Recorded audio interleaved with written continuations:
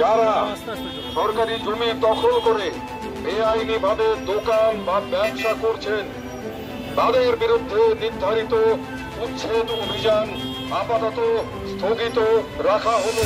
প্রতিশ্রুতি অনুযায়ী বৃহস্পতিবার সকাল থেকে হট এন্ড রোডের উচ্ছেদ অভিযান শুরুর কথা থাকলেও শেষ মুহূর্তে পৌঁছলো আসানসোল পৌর নিগম। যানজট মুক্ত শহরের লক্ষ্য রাস্তার ধারে এবং নর্দমার উপরে থাকা অবৈধ দখলদারের সরাতে এই অভিযান চালানোর সিদ্ধান্ত হয়েছিল। একই সঙ্গে 13 নম্বর স্ট্যান্ডে ছড়িয়ে থাকা অটো ও টোটো স্ট্যান্ডগুলিকে একত্রিত করার কথাও জানানো হয়। তবে বৃহস্পতিবার সকাল থেকে পৌর নিগমের পক্ষ থেকে মাইকিং করে জানিয়ে দেওয়া হয় অভিযান আপাতত স্থগিত। জানানো হয় কিছু হকার সময় চাওয়ায় মানবিক কারণে এই সিদ্ধান্ত নেওয়া হয়েছে।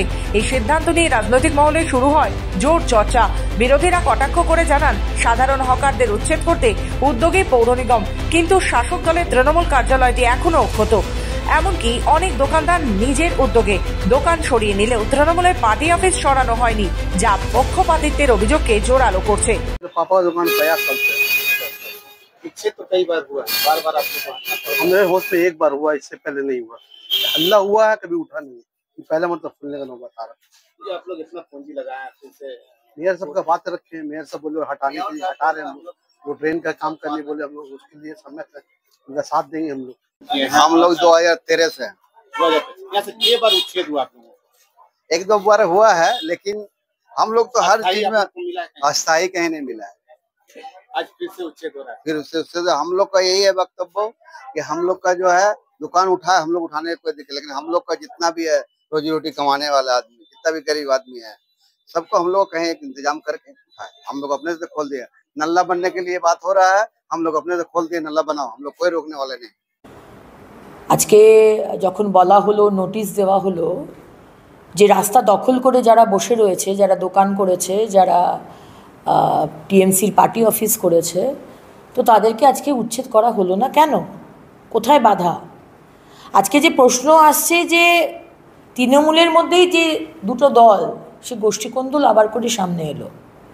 বলা হচ্ছে একটি বিধান উপাধ্যায়, আমাদের সম্মানীয় মেয়র আসানসোল মিউনিসিপ্যাল কর্পোরেশনের তরফ থেকে একটি গোষ্ঠী, এবং আরেকটি গোষ্ঠী যে বিরোধিতা করছে সেটি আমাদের সম্মানীয় মন্ত্রী মলয় ঘটক মহাশয়ের গোষ্ঠী। এখন মাঝখানে ভুক্তভোগী হচ্ছে আমরা সাধারণ মানুষ। এটা তো দেখুন, এটা তো মামাটি মানুষের সরকারের একটা, আপনি দেখুন মানুষের কত ভালোবাসে আমাদের সরকারকে।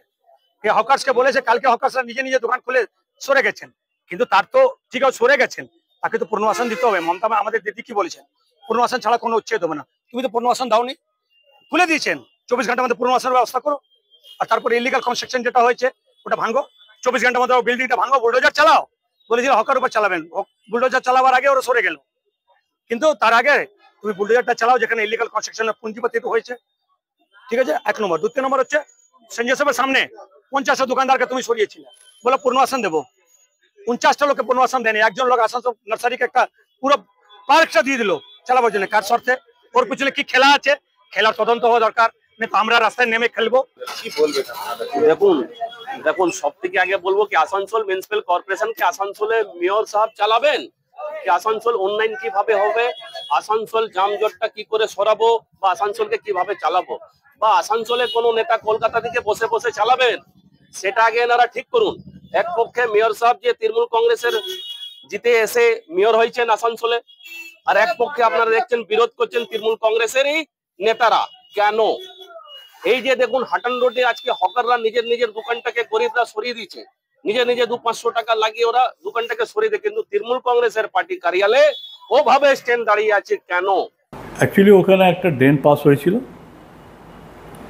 আর ড্রেনের উপরে অনেক ছোটো মোটো দোকানগুলো ওখানে মানে নিজের রুজিরুটির জন্যে ব্যবসা করছিল।